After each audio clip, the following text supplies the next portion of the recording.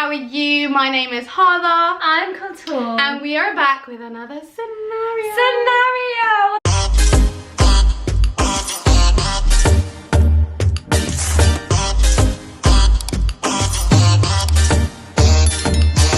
The name of this scenario is Confused About Him.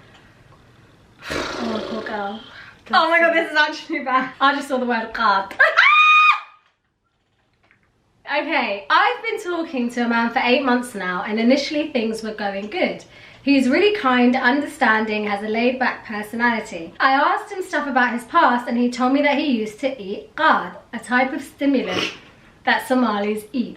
Well, they chew, to be fair, they don't eat it. He also said that he's been in multiple relationships. This made me sad and made me less attracted to him. He said that he stopped eating Khat, but I don't know if it's actually true. He proposed to me 4 months after we started talking, and I refused because I had doubts about his past sins. I didn't want to get married to someone I'm not sure about. So we broke up, and after 2 months, I reached out to him. He now wants me to give him another chance to see that he's actually changed. Oh god, the ex kept crawling back. He's a great man when it comes to manners, but the fact that he used to eat Khat makes me worry about what if this still continues when I get married. I worry that he will abandon me when I have children with him.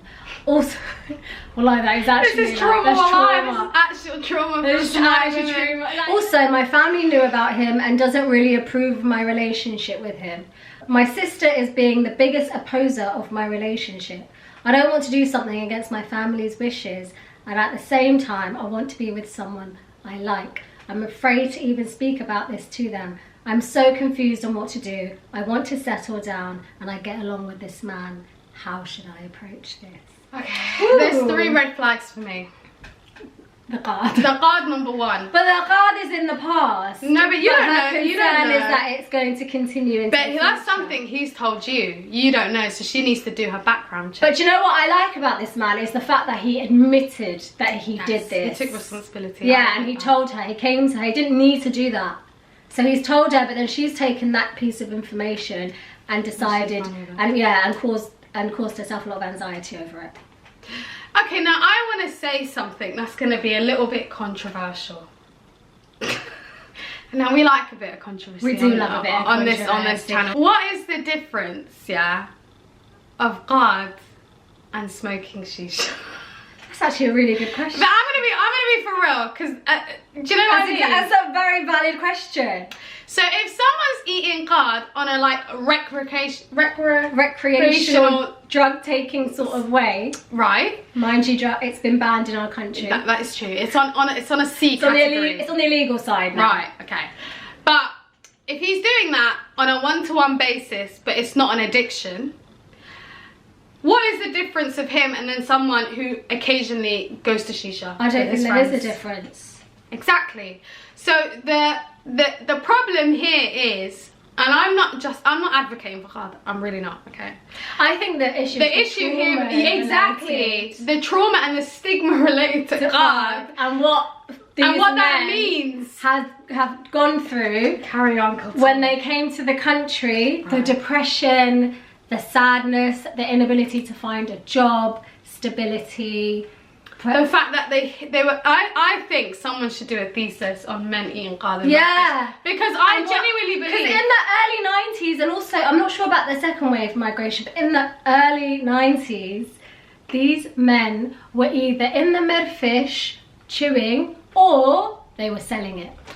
But my point props to the sellers, because that's they were thinking mullah. But the ones that were in the establishment just eating Khat with their shah, trying to basically, I think it's a form of anxiety and depression. They were getting away from whatever was happening in the world. Trauma. It's the war-related trauma, and the fact that they've come to this country, they're not being accepted, they're not being given jobs. The displacement. Do you know what I mean? They were trying to hide from their trauma. Oh my god, we've just unpicked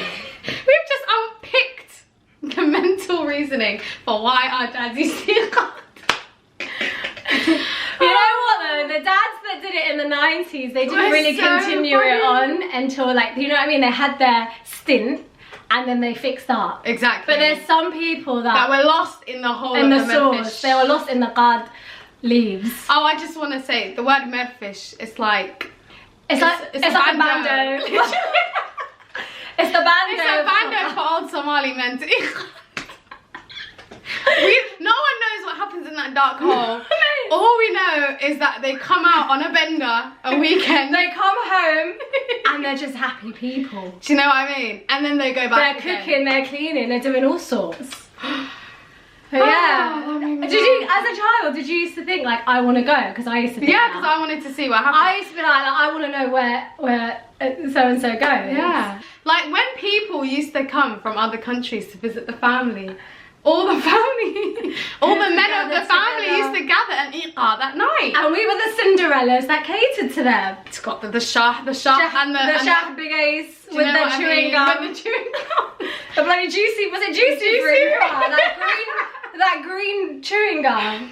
But my point is, I think she's stigmatizing him because of the stigma related to Khat. Can we just talk about why was it like a watered down shah that they used to drink with? I think they just used to like, they wanted to just something to quickly mix it. And it was like super sugary. Yeah. I think to get the taste get rid of the bitter taste. That's why they were eating the chewing gum. I only recently found out about why they used to eat the chewing gum, by the way. It's like the taste of it was so bitter. I'm like, why are you even eating something so bitter? But no, I think her worries are trauma related. Yeah. Now, let's unpick that. So, he left you, he told you the truth, you said you didn't want that, he came back, you still want him, you still want to get married.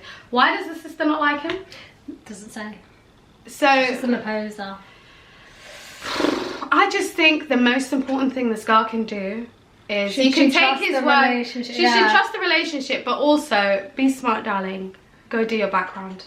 Go do your background. Find out, first of all, if Khat is illegal in your country. Because if it is, then obviously it's going to be an unlikelihood that he won't do it again. Yeah, there'll be more of an incentive to quit, and also there's a likelihood that he's actually not doing it. Exactly. And the other thing is, your background check will show you if he's lying to you, if he is actually going behind your back to do Khat. You need to go and you can find out like who he really is from his friends, from his family. Well, not his friends, but like the people that are around him, people that know his family and stuff like that.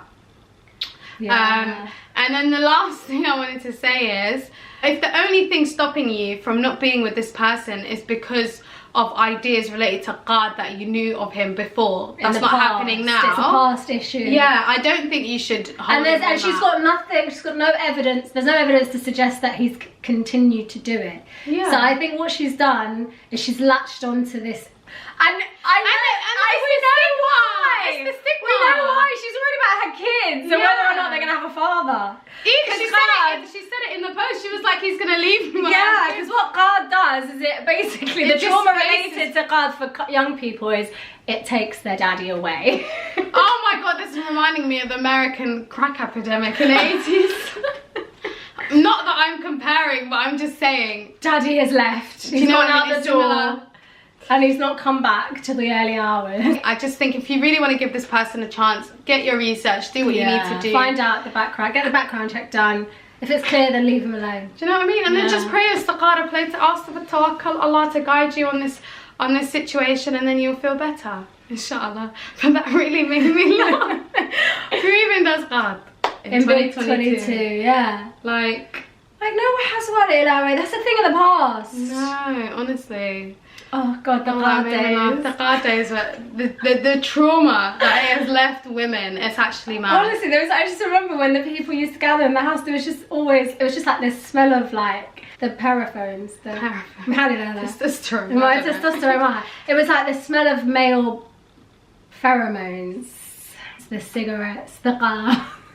Yeah, I don't think it's an issue if it's something that you're doing on a moderate basis. Do you know what I mean? And it's not an addiction, and it's not affecting the way you're living your life and the way you're supporting your family. It's a very triggering era, and I don't even think it's triggering. For me, it's like memorable. No, for us it's memorable because we were kids. Obviously, yeah, the vast. But it's very triggering for people that were mums who basically dads who are just slumped on the bloody sofa, sleeping for the whole day, can't even pick up their kids from the school. No.